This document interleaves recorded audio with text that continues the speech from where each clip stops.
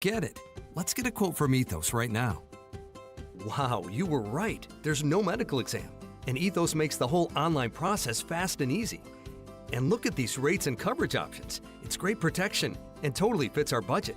Ethos. They've removed all the barriers from getting coverage. Go to checkethos.com to get your free online quote. That's checkethos.com. Quote based on a healthy, non-smoking 30-year-old male with a 20-year term policy. Rates may vary.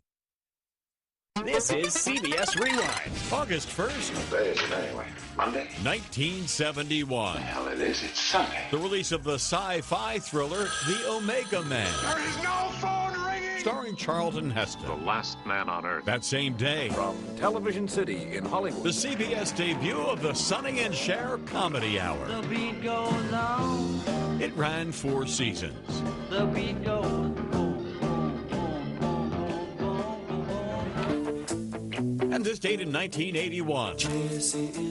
Rick Springfield at the top of the singles chart with Jesse's Girl.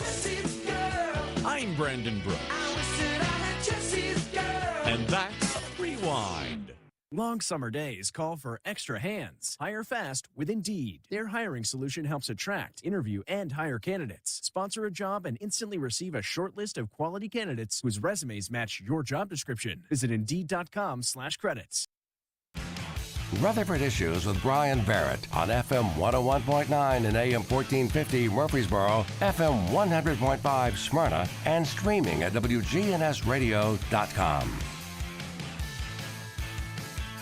Rutherford Issues, powered by Middle Tennessee Electric. You know, they've helped provide light, comfort, and connection in our community since 1936. As your trusted energy advisor, MTE is always here to help. Connect online at MTE.com or download the My MTE app. We've got Jennifer Sanchez with Steered Straight here, joining us today in the Steered Straight thrift store. I almost said stores again, but I'll get past that soon. Yes. How are things? Good. How are you? Doing good. Doing good. We were talking before we went on the air here about back to school coming and all, and I'm sure that dates are booking up fast for Michael to get into the schools again. Oh, I'm so sure. Yep. He and Darla had a nice little week vacation. They pretty much only get about a week or so vacation. That's about it. And then it's right back to work again. So, yeah, schools. Well, I know my boys, we live in Bedford County. So today was their first day of school. So Bedford County's already going back. And, yeah, I know like other schools, the Rutherford area, that starts up next week. So it's rolling. It's rolling. Yeah, Bedford County gets out earlier because they still have some time off for the horse show. Yes, sir. Yes, that's why. Yeah. I was wondering if you were going to go down that road, if you were going to connect those dots. Yeah. Yes. I mean, that's kind of been a long-standing tradition. It's like they get a week out or something like that, but it's like, well, you also go a week earlier too, it seems. We do. So, yeah, that last week of the month, it's kind of nice, but I feel bad for the teachers because, you know, they get going. Yeah. They get going, and then all of a sudden they have to hold their horses. Hold their horses. That's good. You should take that show on the road. I should. One thing about that, I won't go too far, but on this tangent, but I remember there were people that would take their vacation and rent their homes out just because people needed a place to stay in Bedford They do. County. They still do. So, yeah. Do they really? Yeah, okay. they still do. That's kind of interesting. So back to school. Michael, very busy. I'm sure Darla will be hitting the circuit too some. Oh, yeah, absolutely. She does. She likes to get out there. I feel like she's definitely more of that behind the scenes. I think she likes running that show way better. But she'll get in front of people and talk to them too, and be that speaker, especially if Michael is all of a sudden he's booked up 3 times in one day, then one speaker goes one way, Michael goes another, Darla goes another. So it does happen. Yes. Yeah. Well, maybe tell us the message that when they're going to schools and trying to get in front of as many kids as possible, what's the message? What are they talking about? Oh, sure. So Michael will come on in and he gives either a 60 or a 90-minute presentation. And he starts out when he was a kiddo. I mean, he starts off at just happy-go-lucky life. He had mom and dad, joy of the world, loved everything, and then a divorce happened. And then that's kind of the spiral. And that's when around 11 years old, somebody offers him a cigarette. and someone offers him a drink, and then someone offers him a joint. And so it just kind of goes that rolling stone onto that path. But he had, and he'll, in his testimony when he talks about the teachers. He talks about the administration, how he had teacher after teacher come up to him and say, Michael, we see that your grades are slipping. Michael, we see something's wrong. We see that you've got anger. We see that there's sadness. Talk to me. And he would just keep putting up his hand. No. He didn't want to talk to anybody. And he really encourages that. Like, that's definitely a good message that he throws out there to the students, is that he encourages, if there's an issue, go talk to that teacher that you trust. Go talk to that nurse or whoever that might be that you really trust in that school. Go talk to your parent if you can trust that parent, or whatever that might look like. So he really encourages the students to talk out whatever's going on, especially since, of course, then when his parents were divorced, that percentage rate was really low. Yeah. So that was not very heard of at all. And nowadays, obviously, it's over 50%, unfortunately. And so it's very common. But still, kids are still hurt. They're still torn apart from that, and they still need help. So, and that's part of this message, along with the drugs and the vaping and talking about other people's testimonies. And I'm sure that's some of the reason why we see what we see today with young people, and it's so much earlier in life, it seems. I mean, you've raised kids, and you know, mine are in their 20s now, and it's like, you know, back in my day, it was, you know, high school, you were dealing with some of the pressures that you do in early middle school now even. Oh, yeah. I mean, even thinking about my high school days, there was still, I was blessed that my parents were able to put me into a Christian school. So I was definitely living in a bubble, but still things got into our bubble every once in a while. I mean, there was still teenage pregnancy, and there was still drinking and alcoholism and smoking, but it was very minimal, because my Christian school that I went to in Illinois didn't put up with any of it. So I was very blessed in that sense.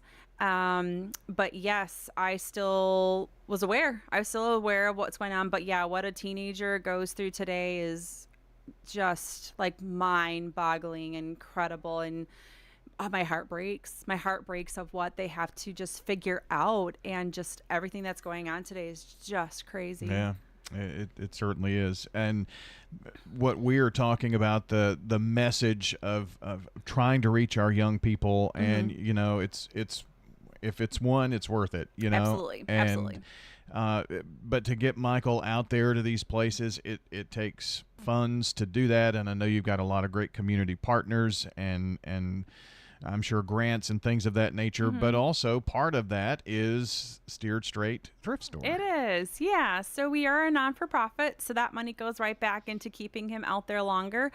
If he's already in Arizona and's got stuff booked up, but somebody else maybe in that area heard his message and said, oh, please come to my school tomorrow, I've got time for you, and he needs to stay out there a day or two, that's what our funds take care of. It gets him to stay out there a little bit longer. Maybe he's got to rearrange his flight or book another night in a hotel or whatever that might look like. So those monies go out there to help whatever that all of a sudden cost that might have popped up. Yeah, and you know, plane tickets, travel, renting cars, all of that. I mean, yes, it all adds up. Yes, it does. So at the thrift store, you've got, what is the first of the month? Remind us about that, because it's what, clothes and shoes? It is, yeah, the first of the month. So that first week, it's clothes and shoes. And then I believe it goes into the second week is kitchen, third week is decor, fourth week is electronics, arts and crafts, and linens. And then once in a great while, we do have a fifth week of the month, and the whole store will be on sale. I do know there is a fifth week of this particular month, but I am going to be doing the big turnover from our fun summer clothes to those fall clothes. Really? I know. In August? I know people want the sweaters and hoodies already. I think if they feel like if they wear it, it'll come. We were talking about a few things to touch on today, and when you've said that, and now that you've said it again, it kind of dawns on me. Maybe people are looking to make sure that they have that for kids for back to school, Yes, but yeah. I guess I don't know. It's very odd to me to be wanting to buy hoodies when it's 100 degrees. I completely agree. And I love the memes that say, hold your pumpkin spice, because, we're going to start seeing pumpkin spice in the next couple of weeks. I know, right? Yeah. It's like, no, hold that.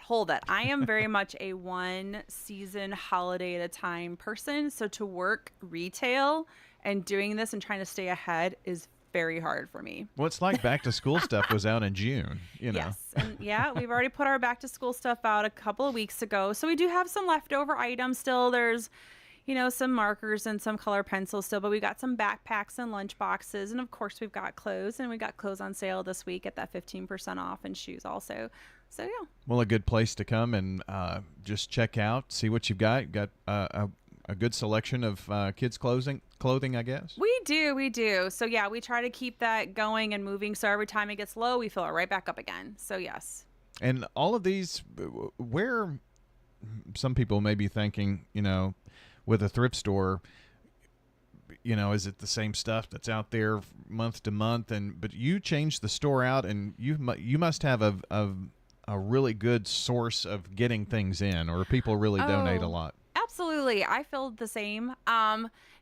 Yes, absolutely. I mean, we get, someone's done with their yard sale. I feel like Sundays and Tuesdays are really busy for us to get that leftover yard sale item or whatever that might be, or somebody's changing out their sofa or dining room table. We'll get that sofa or dining room table. We also can pick up on Wednesdays. And so we've got a great, our donation base and our people who give and what they give is phenomenal.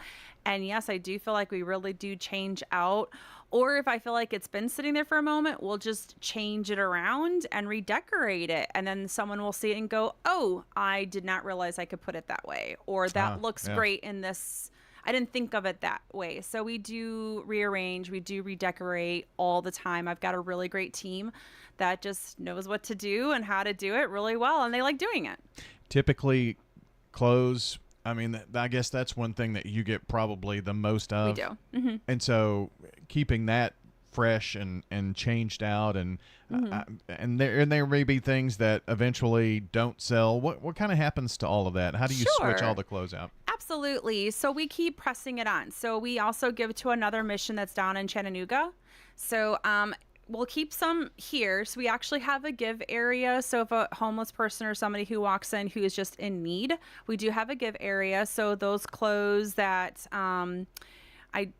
I feel like that they're still decent, but I'm not going to put it on the floor to sell. We'll actually put in our give bin. And then the other clothing that, maybe didn't get sold or whatever, and that we do need to push on out, we actually keep giving. So I throw very little away. If it came in like badly stained or broken, like if it was a coffee pot and it just didn't work or something like that, then we'll throw those items away. But otherwise, no, if we can't use it, we keep passing it on and giving. So we definitely want to keep that ball rolling. It finds the right person at the right time, doesn't it? It will. Yeah, if it's not us, it will definitely be somebody else. I know you briefly mentioned it as well, but want to make sure that people know that you do pick up furniture. We do. And on Wednesdays. That's Wednesdays, right? Yes. So I am 2 weeks booked out typically. But yeah, I do pick up, that sofa. We do ask that it's not, peeling or ripped or anything like that. That is just basically your gently used item. I don't mind that wear look, but I do ask for pictures. And that's something once you call the store and you talk to me, we'll figure that out, how you send pictures to me on that one. But yeah, that buffet, that China hutch, the only couple things I probably can't really take are like the really big desks. If it's a student desk, totally, I'm in. Or like the really big old TV hutches, like those are just kind of outdated. But otherwise, if it's a regular TV stand, absolutely. So we do take those items, just call the store, and you can talk to me or one of my staff, and we'll be able to help you out with that. Sounds good. And where are you located? So, yes, we are 1007 Dr. Martin Luther King Jr. Boulevard, and my phone number there is 615-896-5730. We're right off of Middle Tennessee. And that's our friends from Steered Straight and Steered Straight Thrift Store. Jennifer Sanchez joining us today on Rutherford Issues. If you want to get some barbecue, I'll tell you how to do it. Head for the Slick Pig and you're into it. Just walk through the door at 1920 East Main and your nose will send a message right to your